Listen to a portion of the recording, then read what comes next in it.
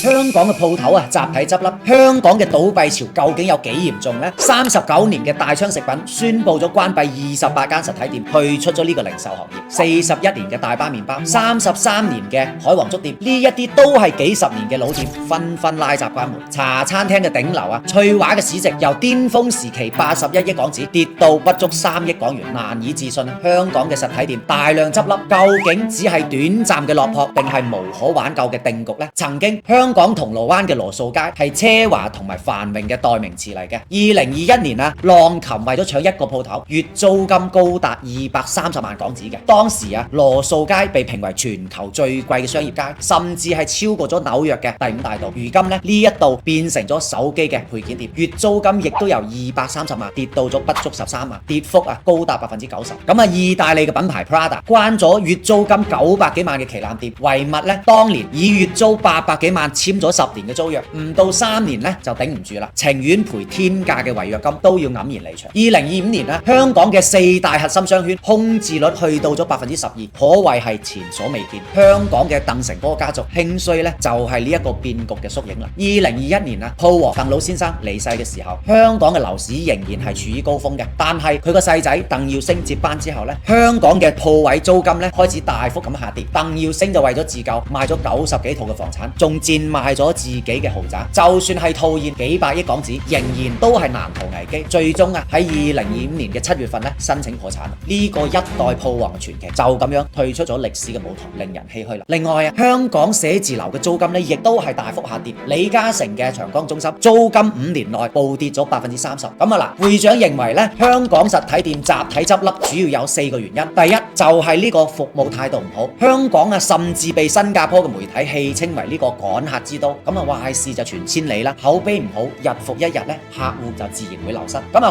好多人會好奇啦，點解有錢揾香港鋪頭嘅服務態度仍然係唔好呢？首先以前嘅生意好做，內地嘅遊客多到接都接唔晒，香港嘅老細自然亦都唔會珍惜客戶啦。另外以前生意好，鋪頭嘅業主就會年年加租，甚至好多人去炒嗰個商鋪。根據相關嘅數據，香港嘅鋪租成本佔到咗商家經營嘅40%。面對住鋪租成本高壓之下商家就只能夠係壓縮呢個服務去提高利潤，限制呢個消費嘅時間，增加呢個翻台率。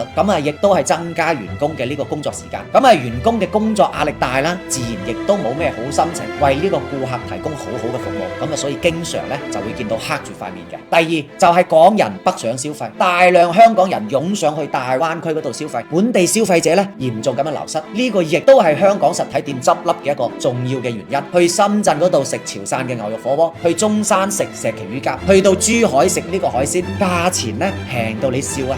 上嚟深圳飲咖啡、做美甲、睇醫生、食飯睇戲，已經係成為香港人週末嘅消費嘅日常。一計條數比起香港平咗一大半。各位，你需要知道香港有個不成文嘅規定嘅，就係餐廳一般都要收10%嘅呢個服務費。好多嘅快餐店食個快餐、飲杯凍嘢係要另外收費嘅。餐前小菜亦都要另外加錢。反觀內地嘅品牌，唔單止實行呢個7不收，仲可以免費去續杯嘅。所以有一啲香港人就乾脆將屋企搬到過去深圳啦。朝頭早就坐地鐵去翻工，去香港翻工，夜晚黑再翻到去深圳嗰度住。更加雪上加霜係乜嘢？內地品牌亦都去南下搶生意。目前已經係有超過60個內地嘅餐飲品牌過去香港入駐啦，10幾蚊一杯嘅呢個蜜雪冰城係本地茶飲1/3嘅價錢。仲有霸王茶姬啦、喜茶啦、瑞幸啦等等呢啲品牌一路由深圳殺到去香港。內地品牌帶住更低嘅成本、更高嘅效率同埋更好嘅服務態度，直接係秒殺咗香港嘅實體店嘅。同時